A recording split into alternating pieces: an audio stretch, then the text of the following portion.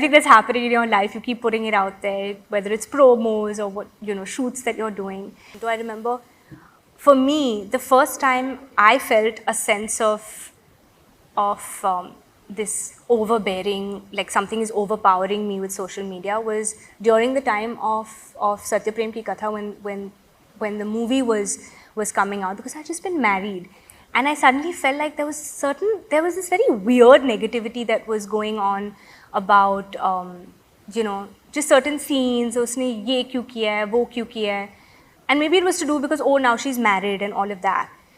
And I just felt like, wait, what has happened here? This is all too new for me, because on one hand, people troll you for very ridiculous things. But on the other hand, people were trolling you because now you're a married actor and you're expected to be or say or do a certain thing. And that got to me slightly. And it got to me in a way that I was not able to just like brush it off. I was not able to see past it. It was really affecting me. My team was like, forget it. What's wrong with you? But you read everything? I do. It's not a good habit. It's a very bad habit. I read a bit too much. I'm trying not to. But I'm human. Like I want to know what they're saying, especially when your movies. I don't read on a daily basis, but when your movie's coming out, you're constantly seeing what is the response to whatever promos are coming out. And at that time, I remember there was a little bit of negativity that really got to me, and I didn't even discuss it with my husband. I was just like, I don't want to talk about it, because the minute I talk about it, then I'm going deeper into it. So let's not talk about it. And he had also seen it on his own and did not bring it up because he didn't want to make a big deal of it. And he was the one who explained it to me, and he said, look, there will always be these, these negative trollers, this and that, whatever you want to call them.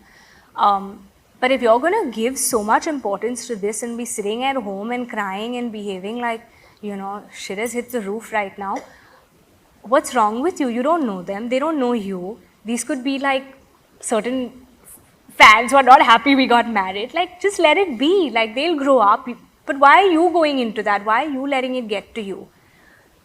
And I realized, I said, if he's so mature about it, why am I sitting and feeling all of these things? And that's when I was just like, thank God I have somebody who's got so much wisdom and maturity and experience in this matter to kind of tell me that don't pay attention to this stuff.